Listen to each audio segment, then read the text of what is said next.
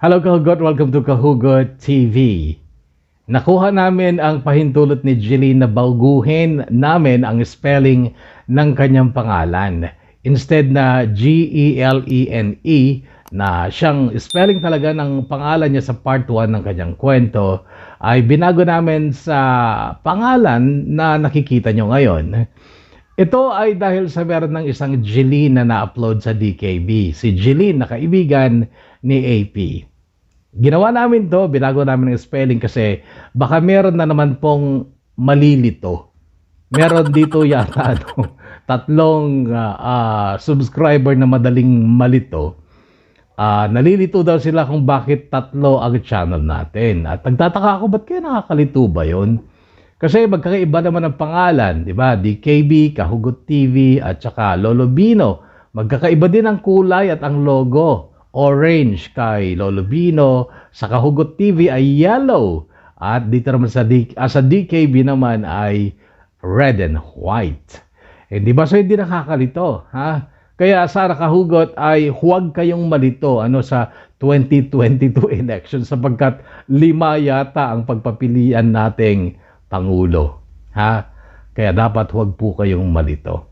Anyway, we're not going to talk about politics right now. Pero napansin ko, parang totoo yung nabasa ko dun sa isang post na ang politics daw yata ang gamot sa COVID. Kasi napansin nyo, parang wala nang balita tungkol sa COVID. Pinitay na ito ng politics news. Di ba?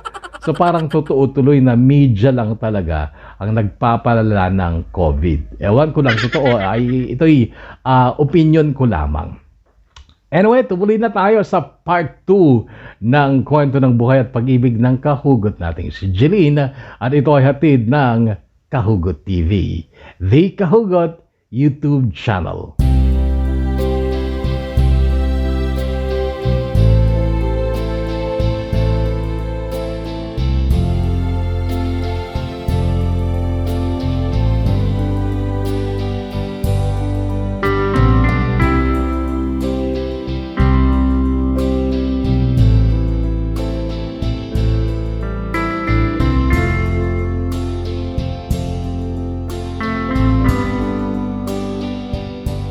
Dear Kuya Bono, sana po ay nasa mabuting kalagayan kayong lahat. Ang bilis talaga ng panahon.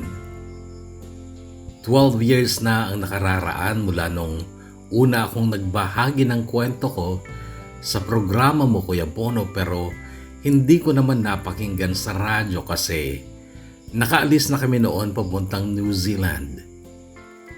Narinig ko lang ito noong 2013 pero ibang boses at ibang YouTube channel. Nagtaka ako noon at iniisip ko kung paano napunta sa kanya yung kwento ko, sa'yo ko naman pinadala. Then nalaman ko mula sa kaibigan kong taga-Tuguegarao na wala ka na pala sa radyo, pero hindi rin niya alam kung paano napunta sa ibang tao at ibang YouTube channel yung story ko. Anyway, I'm sure na this time ay ikaw na mismo, Kuya Bono, ang makakabasa nitong part 2 ng aking kwento ng buhay at pag-ibig ko. Muli ako po si Jeline and here is the part 2 of my love story.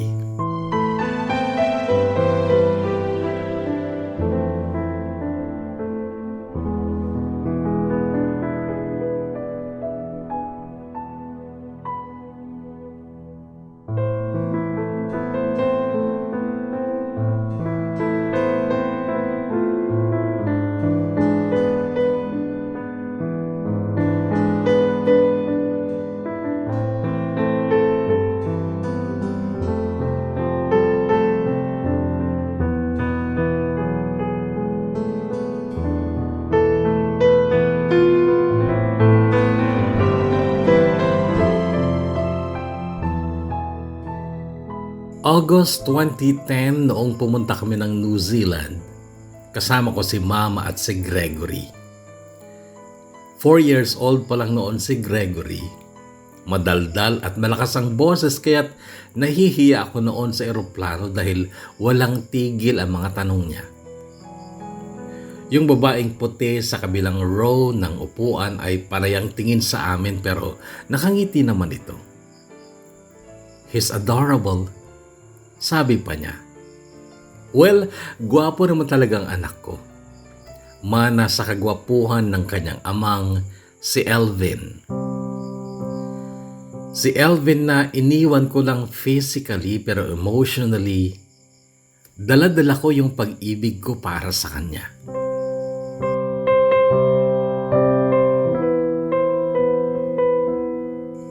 Sobrang pangit ang biro ng tadhana sa amin ni Elvin.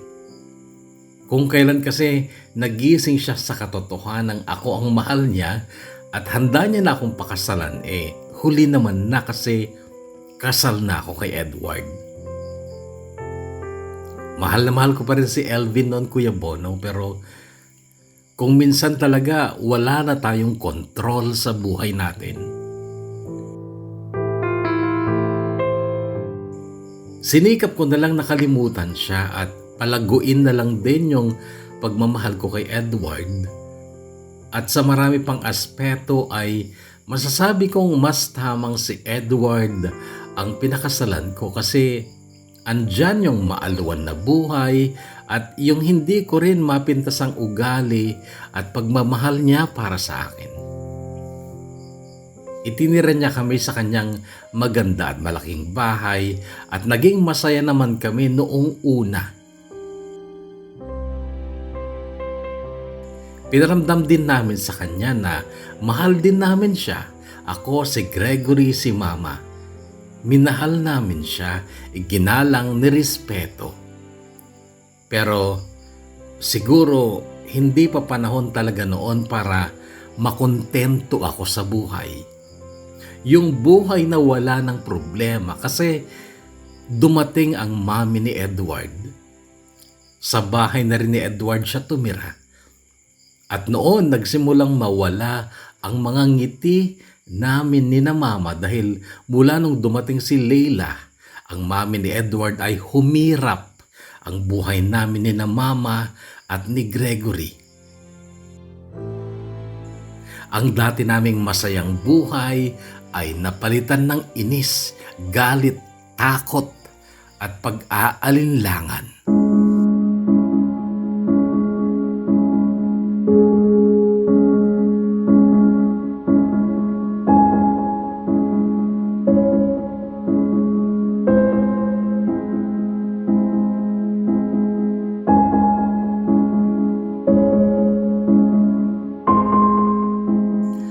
Galing si Leila sa Auckland sa nakatatandang kapatid ni Edward pero sinukuan daw ito ng kapatid ni Edward. Na-diagnose si Leila ng Alzheimer's disease. Early stage dahil 53 lang siya noon. Malaki siyang babae, Kuya Bono. Konti lang ang tangkad ni Edward sa kanya. Malakas ang kanyang boses, matapang ang kanyang mukha. At pangit ang ugali niya. Kapag nasa bahay si Edward, okay naman siya. Hindi siya nagpapakita ng pangit na ugali kapag andon si Edward. Pero kapag nakaalis na si Edward, nagmimistulang diktador na siya sa amin at ang gusto talaga niya, alilain kami. Utos dito, utos doon. Pasigaw sa mataray na paraan. Minsan nasabi pa nga niya, kami daw na Pilipino ay lahi naman daw namin ang mga katulong kaya bagay daw sa amin ang maging alila niya. Matagal-tagal din kaming nagpasailalim sa kanya, Kuya Bono, na hindi alam ni Edward. Sobrang bait ni Edward, Kuya Bono, at ayaw namin siyang bigyan ng problema kaya hindi kami nagsalita ni Mama laban sa mami niya. Hindi kami nagsumbong. Kaya lang sumobra siya. Noong magtagal ay nananakit na siya at ang una niyang sinaktan ay ang anak ko. Naglalaro noon si Gregory at maingay ito. Ganon kasi talaga yung anak ko. Maingay, malakas ang boses. Pinagpupulot ni Leila ang mga laruan ni Gregory tsaka itinapon sa labas. E di umiyak yung anak ko. At noong malakas ng iyak ni Gregory ay nainis pa si Leila at binato niya ng trak-trak si Gregory. Tumama sa noo ng anak ko ang laruan at dumugo ito. Umakyat ang dugo sa ulo ko, Kuya Bono. Nagdilim talaga ang paningin ko. Namura ko si Leila. Sabay ng tulak ko sa kanya. Gumante, nilapitan ako. Sinunggaban ng buhok ko tsaka niya ako pinagsasampal. Sumaklolo naman si Mama sa akin pero hindi siya nakarating sa kinaroroonan ko dahil natumba ito sa sahig. Noon ay labis akong nag-alala para kay Mama. Tumawag ako ng emergency, agad may dumating na ambulansya at dinala ko si Mama sa ospital.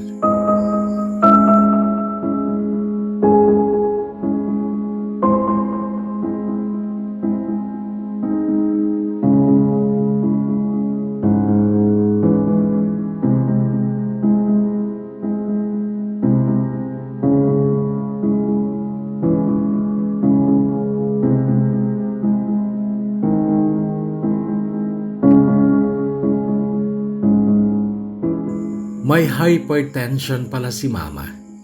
At mabuti na lang dahil mild lang ang pagka-atake niya.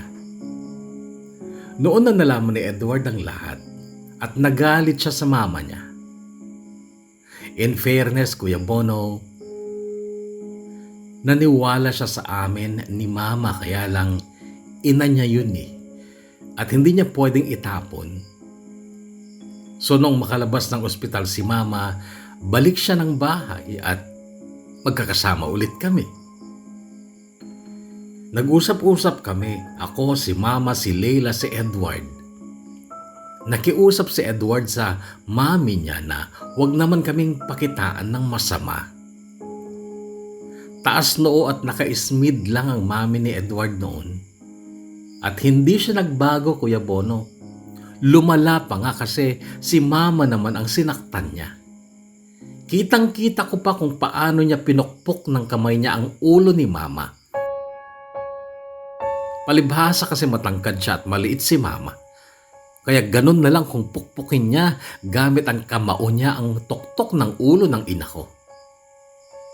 Nawala ulit ako sa kontrol sa sarili ko noon at kahit malaki siya, Kuya Bono, ay nakipagsabunutan ako sa kanya.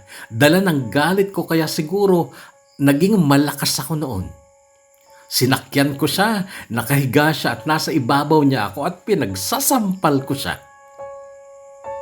Hinila lang ako ni Mama noon at parang nahimasmasan na rin ako sa galit ko kaya ako tumayo. Kaya lang siya naman ang nagsumbong kay Edward. At si Edward gumawa ng desisyon na inunawa na lang namin. Kailangang umuwi sina Mama at Gregory dito sa Pilipinas. Papadalhan na lang daw sila ng pera ni Edward, allowance nila.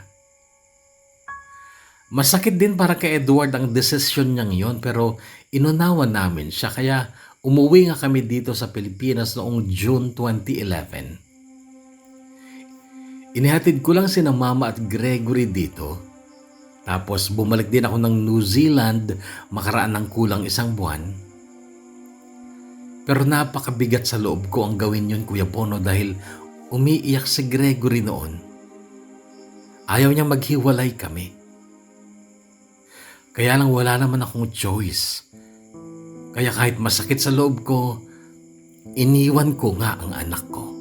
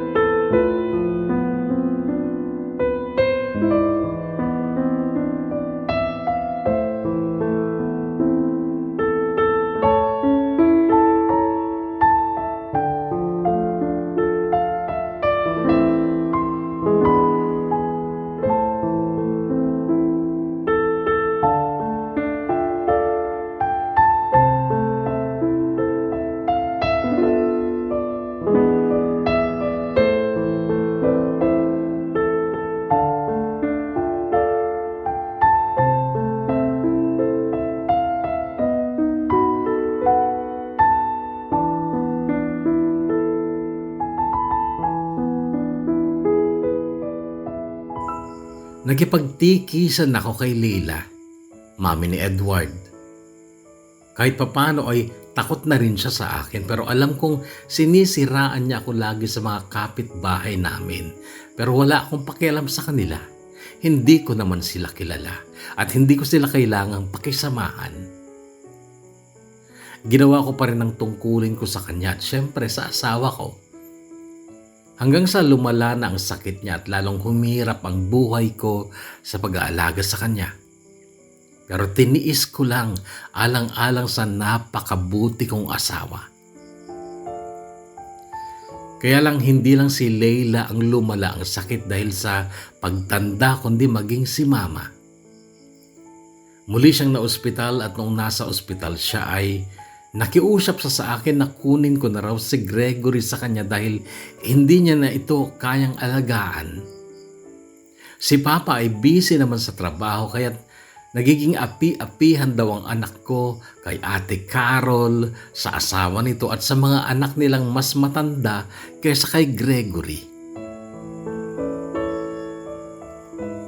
Pwede naman sanang kunin ko ulit ang anak ko, Kuya Bono, kaya lang hindi birong pera ang nagagastos sa round trip ticket pa lang mula Hamilton to Philippines. At nakakahiya na din kay Edward lalo na't may problema noon sa kumpanya nila. Malaki daw ang nagiging pagbaba ng productivity nila. Parang nalulugi. Kaya nung minsan makausap ko si Mama at sinabi nitong dumalaw sa kanya si Ate Sandra, ang nanay ni Elvin, at hinihiram daw nito si Gregory. Isasama daw niya ang anak ko sa Quezon City kung saan na siya nakatira at muling nakapag-asawa. Kausapin ko muna siya, Mama. Hindi mabait si Ate Sandra kay Elvin noon. Baka maghirap lang din ang anak ko sa poder niya. Mabait naman. Lagi ngang may dalang pasalubong sa anak mo eh. At saka Jeline, buwisit ang mga anak ni Carol sa anak mo. At hindi ko sila kayang kontrolin lalo na't may sakit ako. Sige ma, ibigay mo sa akin ang number ni Ate Sandra. Kakausapin ko muna at gusto kong matiyak na hindi maghihirap si Gregory sa poder niya.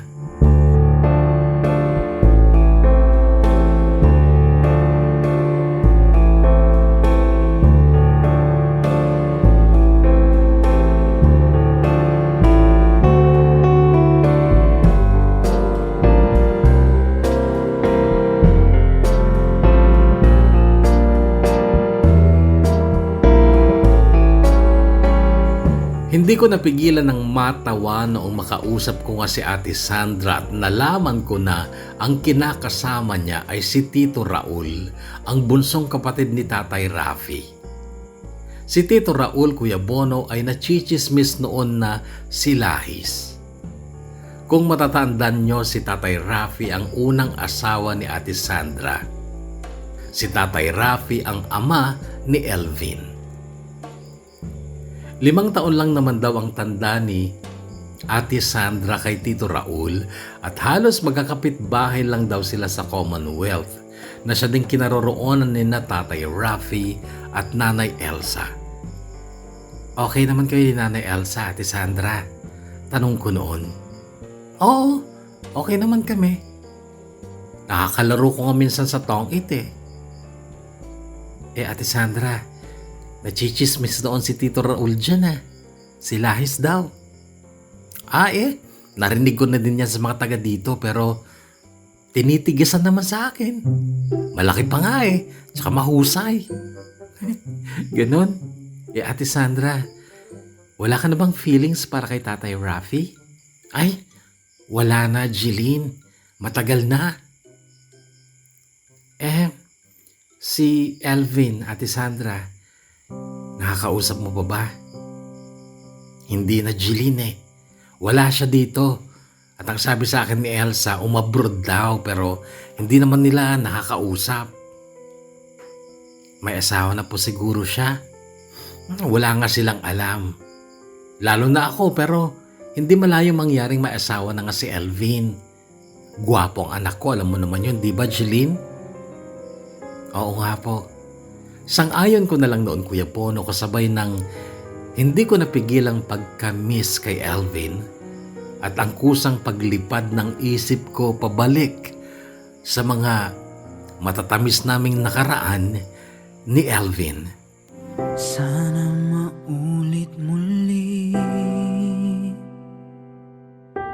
ang mga oras nating nakaraan. Bakit nagkaganito? Naglaho nga ba ang pag-ibig mo? Sana maulit muli. Sana ibigyan ng pansin ang himig ko kahapon, bukas, ngayon. Tanging wala na ibang mahal.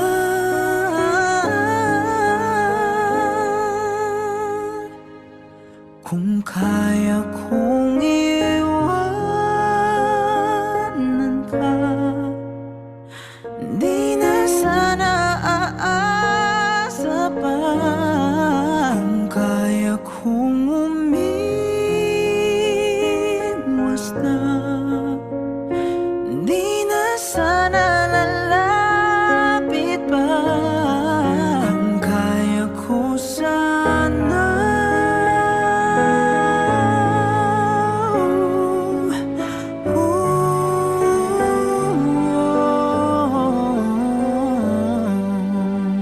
May konti pa rin akong pag-aalinlangan noon na ipagkatiwala ang anak ko sa lola niyang si Ate Sandra, pero wala talaga akong choice noon. Isa pa, gustong-gusto naman ni Ate Sandra si Gregory, at yun nga, hindi na kaya ni Mama ang alagaan ang anak ko. Natatakot din ako sa totoo lang sa maaring mangyari kay Mama kapag muli siyang inatake. Kapag halimbawa, ipagtatanggol niya ang anak ko sa mga anak ni Ate Carol. Kaya pumayag na akong kunin ni Ate Sandra si Gregory hanggang sa nalaman kong naging malapit na pala ulit ang anak ko kina Tatay Rafi at Nanay Elsa, na 3 bahay lang pala ang layo mula sa bahay ni Ate Sandra at Tito Raul. Pangit ang environment sa Commonwealth, Kuya Bono.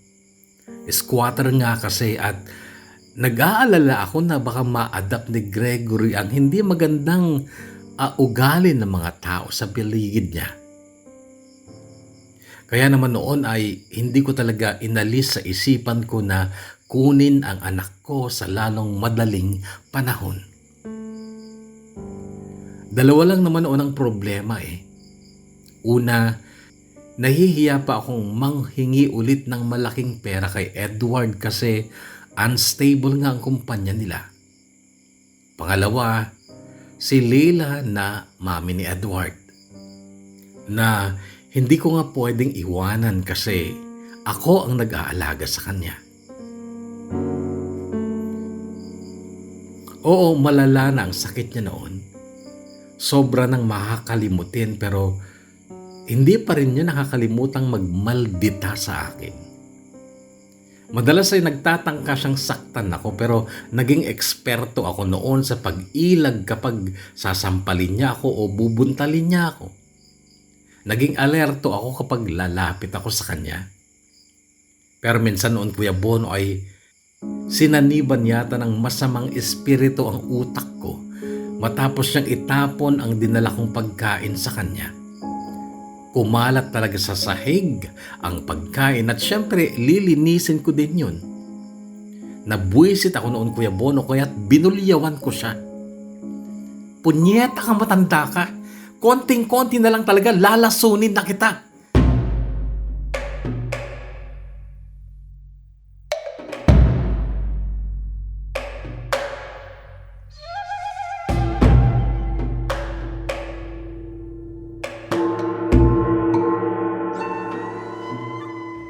Hindi ko naman ginawa yun, Kuya Bono. Hindi naman ako ganun kasama. Isa pa, hindi ko kayang gawin yun sa asawa ko, ang paslangin ang kanyang mahal na ina. Si Edward ay ibang-iba kay Elvin, Kuya Bono.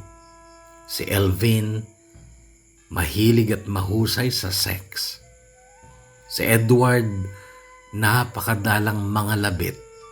At madalas ay hindi gaanong matigas yung kanyang dalag, kaya't hindi talaga nasisiyahan ang aking tilapia. Hindi kasi siya mahilig kumain ng pagkain, literal na pagkain. Hindi nga nag-aalmusal eh. Tapos sa opisina, nagla-lunch siya doon at sa gabi naman ay madalas late na siyang umuwi tapos kakain lang ng sandwich. Hanggang sa napag-isipan kong pakainin siya ng pagkain. Kasi naisip ko na baka kulang siya sa nutrisyon sa katawan kaya wala siyang stamina o gana lagi sa lovemaking. So, pinagluto ko siya ng mga potahing Pinoy. Nag-adobo ako, nagsinigang, nagtinola, nagkaldereta. Pero halatang hindi niya nagustuhan ng mga yon. Hanggang sa naalala ko si Elvin na sa tilapia ko lang pala maa-addict. So naghanap ako ng tilapia sa fish market. Pero wala akong nakita. Hindi nila kilala ang tilapia pero may nakita akong medyo kasing hugis ng tilapia. Iba nga lang ang kulay at mas malalaki. Ang tawag nila doon sa isda na yon ay tamure. Snapper sa English. Bumili din ako noon ng kalahating kilong green mussels na kung tawagin natin dito ay tahong. Prinito ko ang tamure at ginawa ko itong escabeche. Di medyo matamis. Tapos yung tahong naman ay ginisa ko lang sa kamatis. Para sa akin lang talaga yon kasi inisip ko na hindi sila kumakain ng tahong. Noong dumating si Edward ay pinilit ko siyang kumain. Nagustuhan naman niya yung escabecheng tamure. Pero nagulat ako dahil ginanahan siya sa tahong. Marami siyang nakain at nag-rice pa siya. Dati, ako lang kumakain ng rice pero that night, ang dami niya talaga nakain. At 3 pirasong tahong lang nakain ko dahil halos naubos niya lahat. Then, nung matutulog na kami, naglambing siya. Napangiti ako noon kasi tama ang hinala ko at tama ang diskarte ko. Nagustuhan niya ang niluto kong tahong. Naubos nga niya eh. At mukhang nabitin pa sa tahong kasi nung gabing yon, tahong ko naman ang pinagdiskitahan niya. 1, 2, 3, 4 Napalit ako, hinis na hatali papa. May sexy nga babae nga ang gara ni Carla. Kinbaligyaan ako, haniya tahong. Dako daw matambok, ratong ang lison. Nanganugon ako, na makita ng iba. Kinpalit ko dayon ang tahong ni Carla. Pag uli hawalay, diretso ko ginluto. Kinbuka ang bot nga, nang gintilawan ko. Takuin mo mga ngan napausa. Mapula-pulangan, mahumok ang tahong niya. Matarotam, ismanatok maharang-harang. Naiiba ang tahong na akin natitilawan. Oh, tahong, makarok-karok.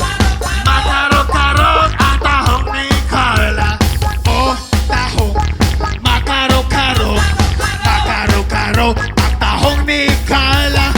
December 2018 noong mag-text si Ate Sandra sa akin at ang balita niya ay dumating na daw si Elvin. At galit na galit ito sa kanila noong ibalita nilang nawawala ang anak niya. Kaso dinakdakan daw siya ng tatay niyang si Tatay Rafi ng panunumbat dahil nga daw sa noon lang siya nagpakita at 6 na taon nang nawawala si Gregory. Tapos after 25 days, may natanggap akong tawag. Jeline, si Elvin to. Oy, kumusta? Jeline, May nakausap akong tao. Kilala daw niya ang anak, si Gregory. Kaya lang, hindi na daw sila doon nakatira. Ha? Elvin, saan yan? Sa 13 Martires, Cavite. Cavite? Paano napunta doon ang anak ko? May umampun daw sa kanya. Miguel ang pangalan. Kaya lang wala na nga sila doon sa 13 Martires. Inasan na daw sila ngayon? Elvin, hanapin mo si Gregory. Yun ang ginagawa ko ngayon, Jeline. Uuwi din ako dyan. Tutulungan kita sa paghahanap. Sige. Malakas ang kutob ko na mahahanap natin sa Jeline. Sana nga, Elvin. Sana nga.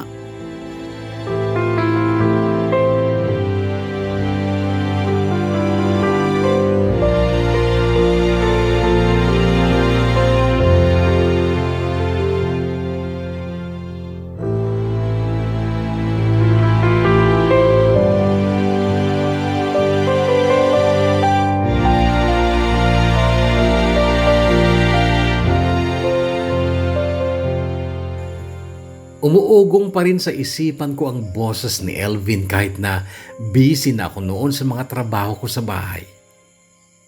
Aminado ako na miss ko siya at oo, gusto ko siyang makita ulit. Marami akong tanong sa kanya, marami akong gustong malaman sa kanya na sa totoo lang ay gusto ko nang itanong noon pa lang kausap ko siya sa phone. Gusto ko nga siyang tawagan noon kaso nahihiya ako sa sarili ko. Yun palang naramdaman kong may pagkasabik ako sa kanya ay dapat ko na yung ikahiya. Kaya lang, malilin lang ko ba yung sarili ko? Yun naman talaga ang nararamdaman ko. Umuwi ako dito, Kuya Bono, sa Pilipinas noong March 3, 2019. Kina Ate Sandra ulit ako tumuloy. Kasama ko si Ate Sandra at Cavite naman ang ginalugad namin. Lahat ng barangay hall sa 13 Martires at mga katabing bayan pinuntahan namin. March 15, 2019 ay dumating si Elvin sa bahay ni Ate Sandra. Hindi ko yun inaasahan kaya't ikinagulat ko ang makita siya sa salas. Nagkatutok ang mga paningin namin, ang mga mata namin, at para akong nanghina. Napakagwapo pa rin ni Elvin at mamang-mama na hang ang itsura. Jeline, kailangan natin mag-usap, sabi niya. Umupo ako sa upuang kaharap ng inuupuan niya. Kailangan kong bumalik sa Saudi eh. May return visa kasi ako. May ticket ako at may pinirmahan akong kontrata doon. Paano si Gregory? Sa tingin ko, nasa mabuting kamay naman ang anak natin ayon sa nakausap ko. Pinag-aaral pa nga daw siya nung umampun sa kanya. So okay lang yun sa'yo? Na nasa piling ng ibang tao yung anak mo? Jeline, sa ngayon wala akong choice. Kailangan ko ng trabaho. May hinuhulugan akong bahay sa Cavite. Elvin, huwag ka na mag-explain. Huwag na. Gets ko na. Jeline, mula nung dumating ako dito, hindi ako tumigil sa paghahanap sa anak natin. Hindi tumigil? Ayan na nga, di ba? Titigil ka na. Kailangan ko lang talaga. Huwag ka nang magpaliwanag, Elvin. Kilala na kita. Alam ko kung anong klaseng tao ka. Pagkasabi kay Kuya Bono ay iniwan ko na siya at pumasok na ako sa silid na pinahiram sa akin ni Ate Sandra. Narinig kong tinawag pa ni Elvin ang pangalan ko pero hindi ko na siya pinansin. Hindi ko lang maunawaan kung bakit grabe ang iyak ko sa silid noon. Pakiramdam ko, nasariwa lang ulit yung sakit na ginawa sa akin ni Elvin noon. nung iparamdam niya sa akin na wala akong halaga sa kanya sa kabila ng lahat ng sakripisyo ko para sa amin noon. At mas lalo kong nasasaktan dun sa idea na pati yung anak namin, wala ding halaga sa kanya.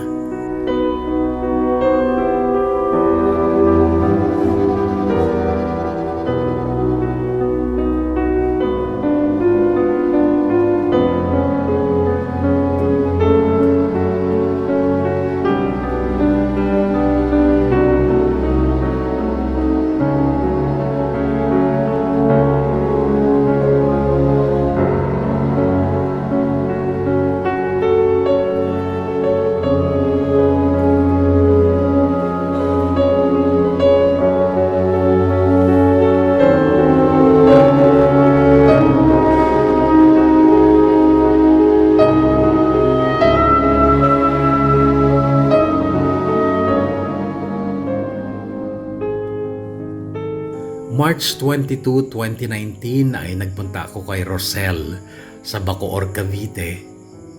Si Rosel ay kaibigan ko dati sa Malaysia at nakapag-asawa siya ng Malaysian pero nagtayo sila ng sarili nilang bahay noon sa Bacoor.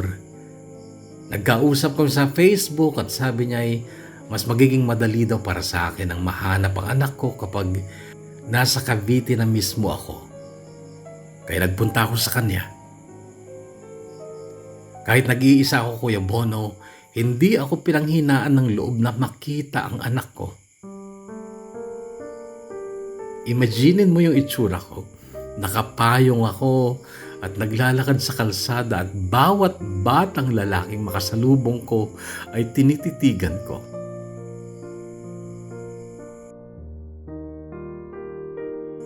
Daig ko pa ang kandidatong politiko noon dahil bawat umpukan sa mga barangay ay nilalapitan ko at pinapakita ko ang litrato ng anak ko. At sa bawat simbahan, malaki man o maliit, kapag bukas pinapasok ko at nanghihingi ako ng tulong sa Diyos. Naisip ko noon siguro, nakukulitan na rin yung Diyos sa akin. Gaya ng kung paanong nakukulitan na rin sa akin ang mga police stations na pinagpa-follow upan ko. Natry na din namin nun pumila sa mga TV stations, Kuya Bono. Sa ABS-CBN noon ay nailathala ang pangalan ng anak ko sa isang segment nila pero wala pa rin nakapagbigay ng impormasyon tungkol sa anak ko. April 4, 2019, nagbalik ako sa lugar na pinuntahan daw ni Elvin noon, yung dating tinirhan ng umampon kay Gregory. Mga kabataan noon ang napagtanungan ko at pinagpakitaan ko ng litrato ng anak ko. Opo, kilala namin to, pero wala na sila dito. Sabi ng isang binatilyo sabay tawag sa isa pang binatilyo. Oy Jerome, may naghahanap na naman kay Gregory oh. Noon ay lumapit ang tinawag niyang Jerome. Gwapo siyang binatilyo, nasa edad 15 pero mukhang basagulero. Nagyuyusin na nga siya noon at panay ang buga niya habang nagtatanong ako sa kanya. Wala na sila dito, sabi niya. Alam mo ba kung saan sila lumipat? Tanong ko. Nagpalingalinga siya pagkatapos ay, doon tayo. Sabi niya sa akin tsaka humakbang sa isang lugar na walang tao. Sinundan ko siya. Nung may binatilyong sumunod sa amin ay binawalan niya. 1,000, sasabihin ko kung nasaan sila. Sabi niya. Sige, dadagdagan ko pa basta sure mo lang na nandun nga sila. Oo, sure yun. Galing na ako doon pero binilin kasi ako ni Papa na huwag kong sasabihin kahit kanino kung saan sila nakatira. Kaso kailangan ko ng pera. Papa, you mean tatay mo yung umampon kay Gregory? Hindi ko siya totoong tatay. Ampon lang din niya ako. Bakla yun at ayaw niya na sa akin. Ayoko na rin sa kanya. Mas gusto niya na si Gregory. Gagawin kong 5,000. Samahan mo ako doon. Noon ay napatitig siya sa akin. Sige, call. Pero bukas na lang. May lakad kasi kami ng tropa ko mamaya eh. Sige, anong oras bukas? Magkita tayo dito 10:00 ng umaga. Sige, sure yan ha. Ano bang pangalan mo? Jerome. Nanay ka ba ni Gregory? Oo, ako ang mami niya. Sige, pwede makabali ng 300. Sige, sabi ko tsaka ako binigyan ng 500. Wow, bait ka pala eh. Sige ha, bukas na lang.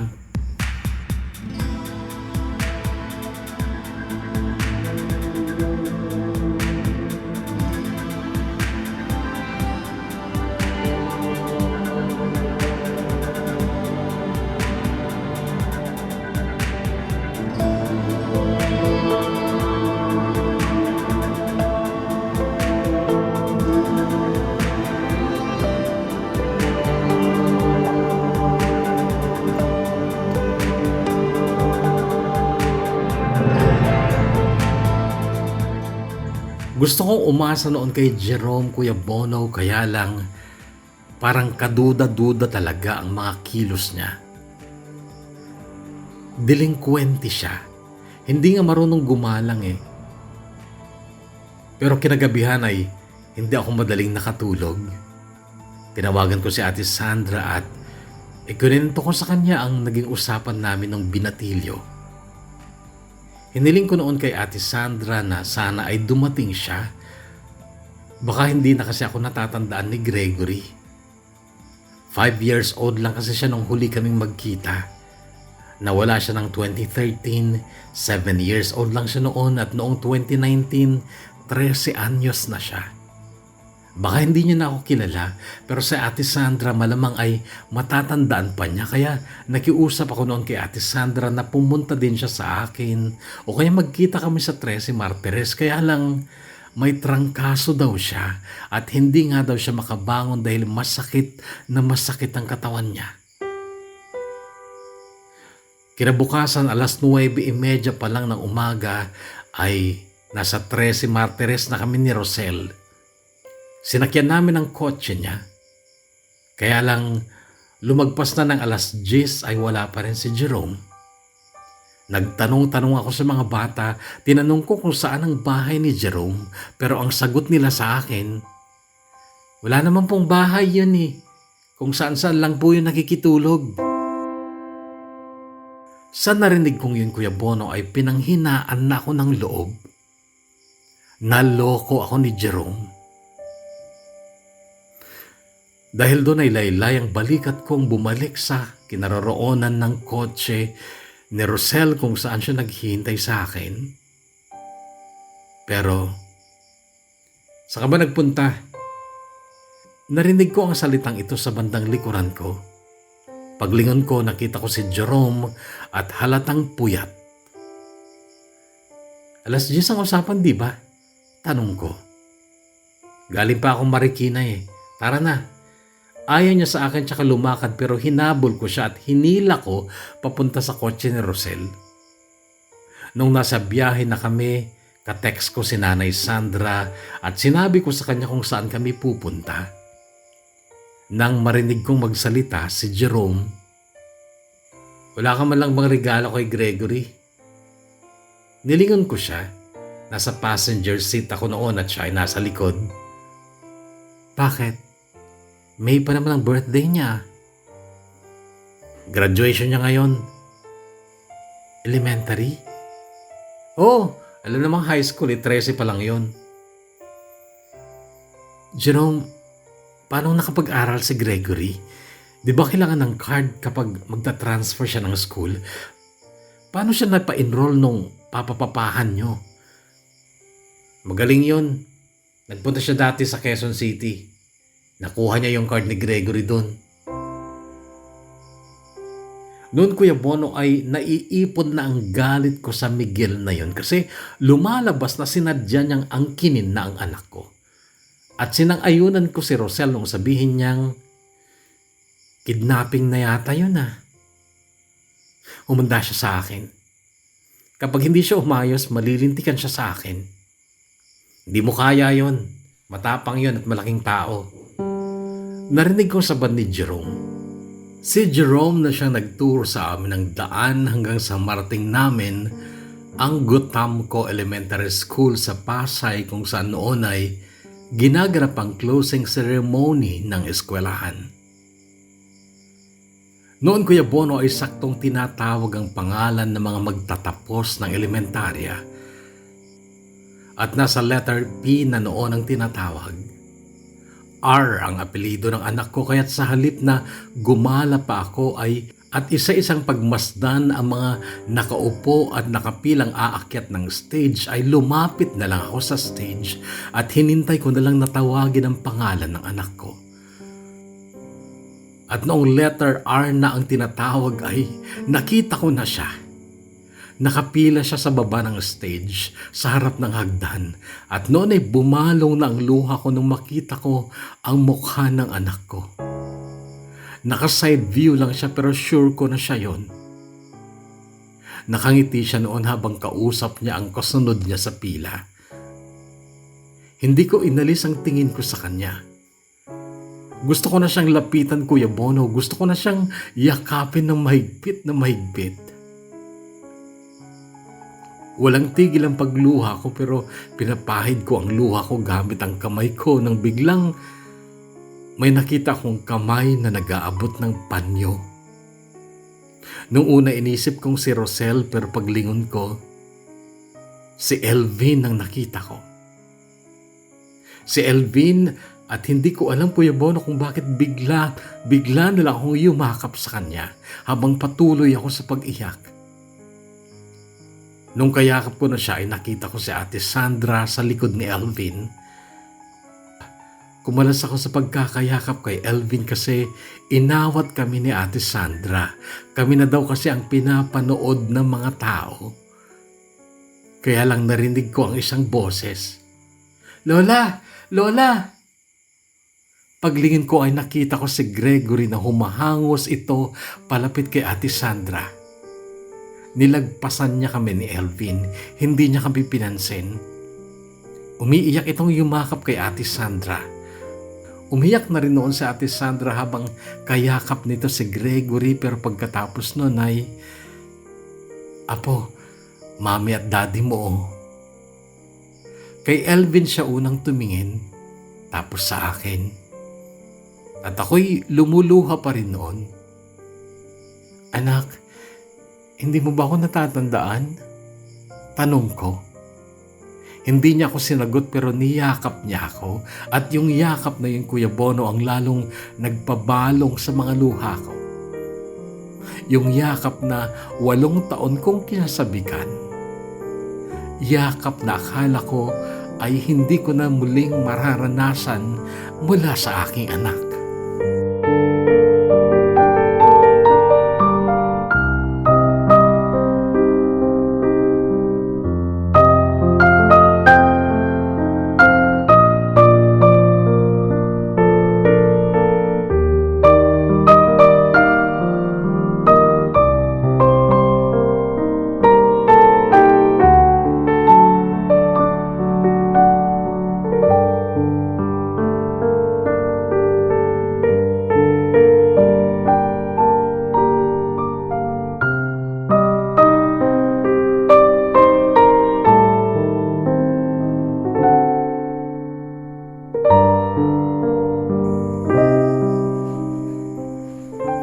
Noong tawagin sa stage ang pangalan ni Gregory ay inutusan na namin siyang umakyat. Pero nung nandun na siya ay nakatunga nga siya doon at parang may hinahanap sa audience. Bawat bata kasing aakyat ay may kasamang parent dapat, pero si Miguel ay halatang nawala na. So itinulak ko si Elvin. Ikaw na magsabit ng medalya ng anak mo, sabi ko. Umakyat naman siya. Pagkatapos ng seremonya ay isinama kami ni Gregory sa inuupahan nilang apartment ni Miguel. Nadatnan naming umiiyak si Miguel at nagmamakaawang huwag daw namin siyang sampahan ng kaso.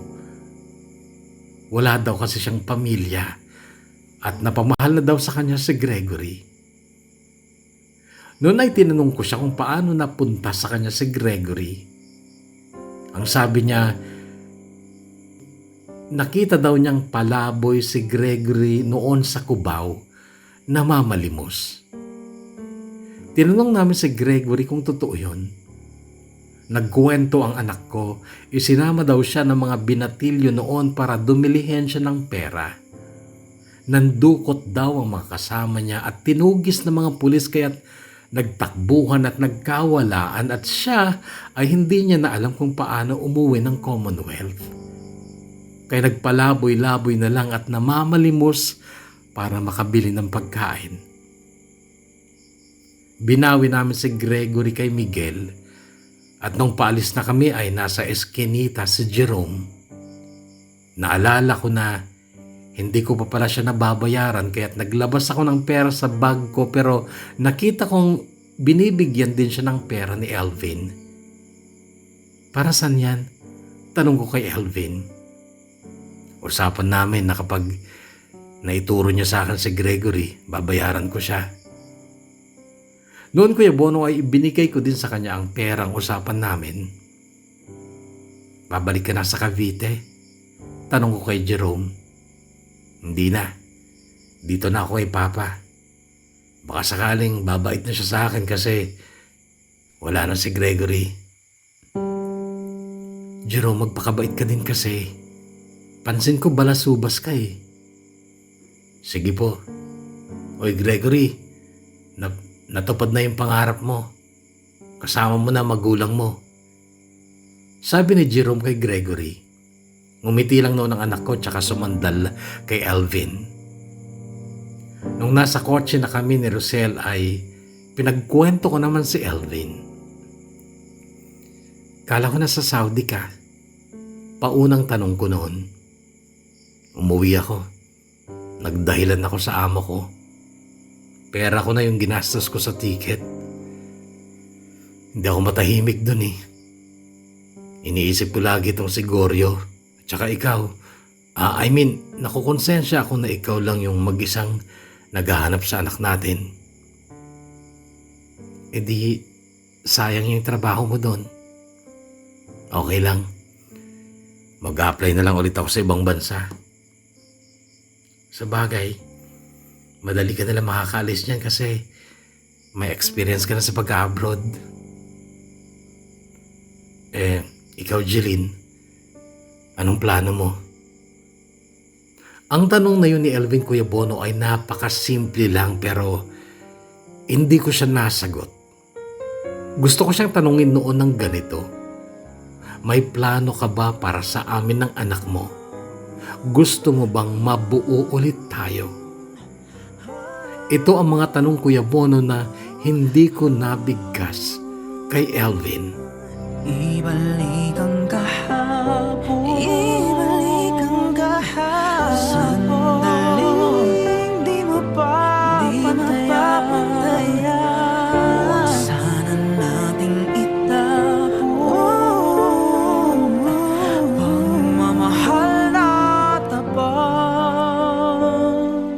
Noong makarating kami ng Bacoor ay nag-ayang kumain si Elvin sa isang sosyal na restaurant. Kaya lang habang kumakain kami ay napakatahimik namin. Para kaming nagpapakiramdaman ni Elvin. Nung matapos kaming kumain at nakapagbayad na si Elvin ay lumabas na kami ng restaurant pero bago kami sumakay sa kotse ni Rosel ay Jeline, dito na ako. Hindi na ako makakasama sa inyo. Bakit? Sa Tanza ang bahay ko eh. Anak, paano? Jeline, yung tanong ko kanina, anong plano mo ngayong kasama mo na si Goryo? Uuwi muna kami sa Cagayan. Cagayan? Tapos mamaya malalaman ko na lang nasa New Zealand na kayo, gaya noon. Ikaw Elvin, anong plano mo? May plano ka ba para sa amin ng anak mo? Jeline, may kinakasama na kasi ako. Bago lang kami. Okay. Sige. Kung maayos ko kaagad ang papers ni Gregory, sasabihin kita bago kami umalis papuntang New Zealand. Okay? Sige. Mauna na ako. Pinanood ko siyang lumayo, Kuya Bono. Pero noon ay konti na lang ang sakit sa dibdib ko. Tanggap ko na. Hindi talaga kami meant for each other. Besides, may asawa na rin naman ako at isa pa, masaya ako. Masaya ako kasi kasama ko na ang anak ko. Kung kaya kong iwanan ka, di na sana asa pa. Kung kaya kong umiwas na, di na sana lalapit pa. Mahal pa rin kita.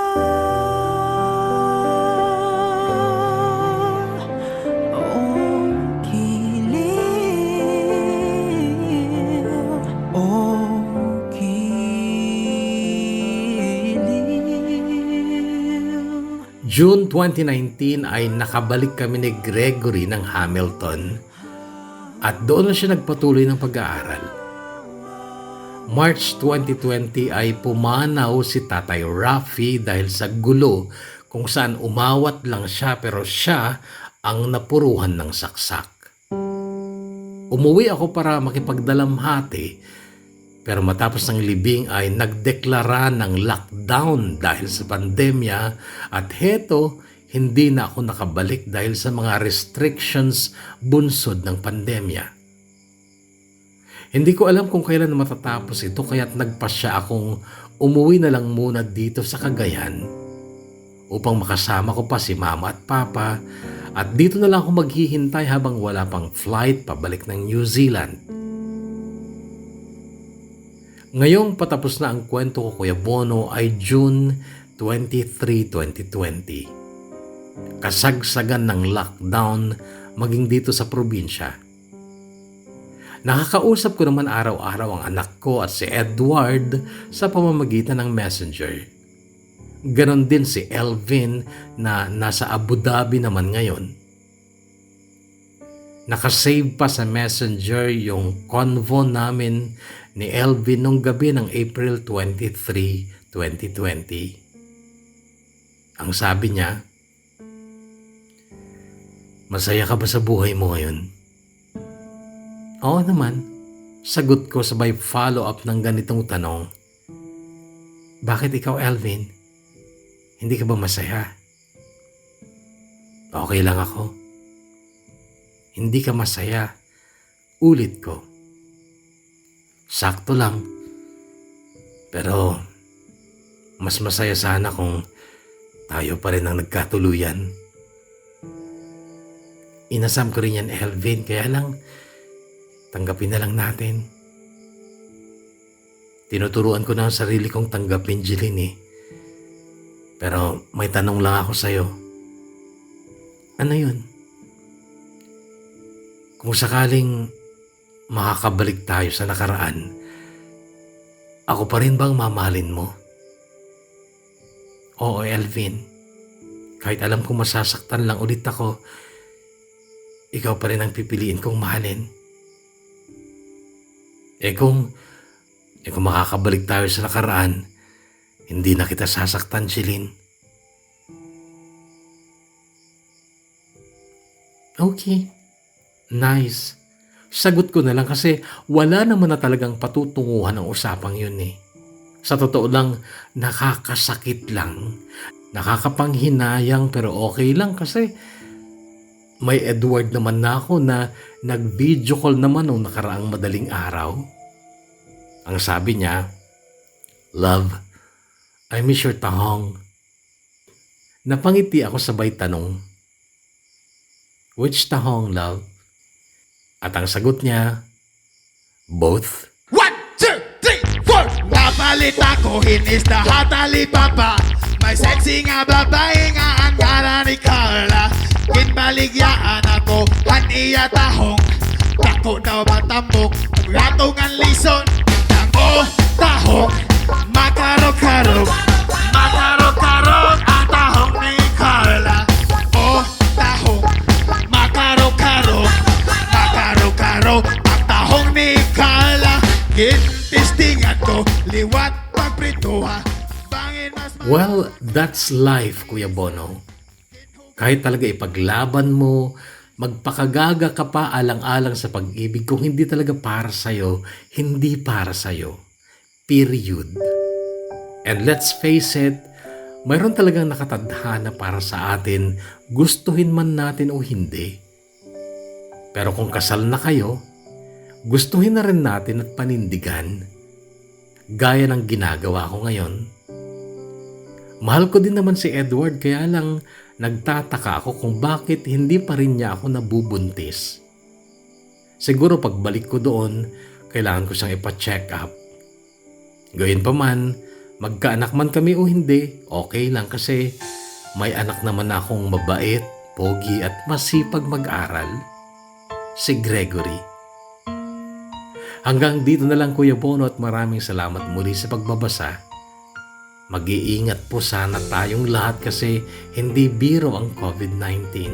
So please, stay safe, all kahugots. Gumagalang at nagpapasalamat.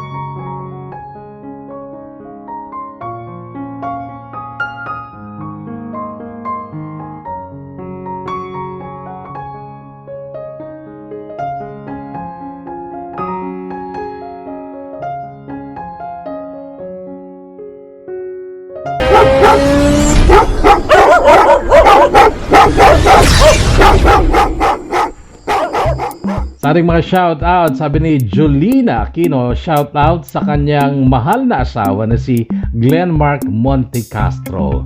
Moneth Balacanao says shoutout to Balacanao family of Cabagat Isabela.